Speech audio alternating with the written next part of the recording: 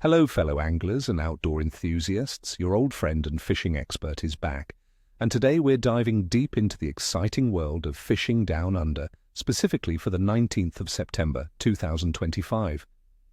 If you're wondering what the Australian waters have in store for us, you're in for a treat, because this day promises some truly special opportunities as spring truly kicks into gear.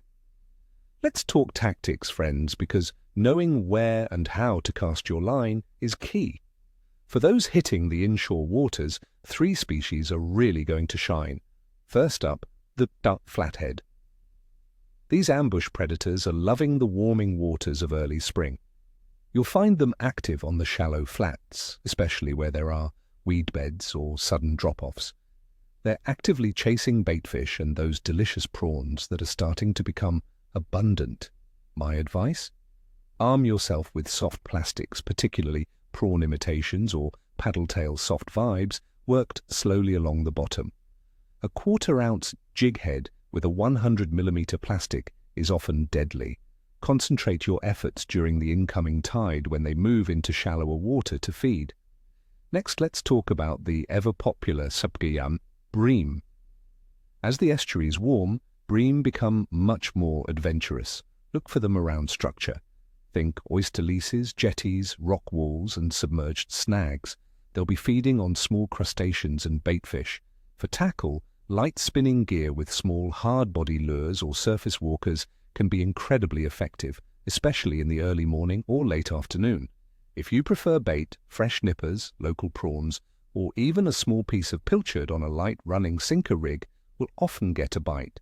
And for those who love a bit of surface action, the whiting are certainly on the chew. Head to sandy flats, especially those with good tidal flow, or even the gutters along the surf beaches. They're chasing worms and small prawns. For lures, tiny surface poppers or walk-the-dog-style stick baits are fantastic fun. If you're a bait angler, fresh beach worms or pippies are almost irresistible to them.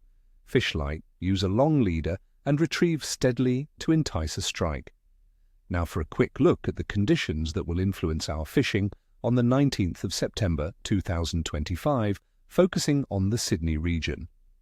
Weather-wise, we're looking at a mostly sunny day with temperatures ranging from a comfortable minimum of 12 degrees Celsius to a pleasant maximum of 25 degrees Celsius. This stable and mild weather is fantastic for fishing. We'll have light winds becoming north to northwesterly at 15 to 20 kilometers per hour in the early afternoon. A medium chance of showers, up to 2 millimeters, is possible in the late afternoon and evening. Atmospheric pressure should be relatively stable, which generally means happy fish. Water temperatures. Across many Australian coastal areas are on the rise. In Sydney, the average sea temperature in September hovers around 18.6 degrees Celsius, which is absolutely perfect for stimulating fish activity after winter. In warmer northern regions like Brisbane, you're looking at 20 to 21 degrees Celsius. This consistent warming trend is what triggers those baitfish and prawns to become active, and in turn gets our target species feeding aggressively. As for the het moon phase, on September 19th, 2025, we'll be under a waning crescent. The moon will be only about 3 to 7% illuminated and is quickly approaching the new moon, which happens in just 2 days on the 21st of September. Many anglers believe that the period around the new moon, with its minimal moonlight, can often lead to excellent daytime bites, as fish feed more actively when the light is low, relying less on nocturnal feeding. So, don't let that thin crescent fool you. It could be a powerful, positive influence. Overall fish activity. In Australia during this early spring period is definitely on an upward trend. The warming water is like a wake-up call, signaling to many species that it's time to feed and prepare for spawning in the coming months. Expect good numbers of active fish in our inshore estuaries and coastal areas. Considering all these factors, the pleasant, stable weather, rising water temperatures, and the productive moon phase leading to a new moon, I'm giving the bite a strong assessment of good to excellent for inshore and estuary fishing. The combination of conditions points to fish being active and willing to take a well-presented offering. Get out there early, target those warming flats and structures, and you should be handsomely rewarded.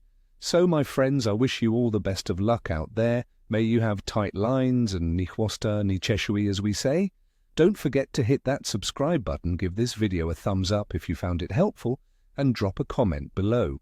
What are your go-to spring tactics in Australia? What species are you most excited to target? Share your experiences and plans. I love hearing from you all.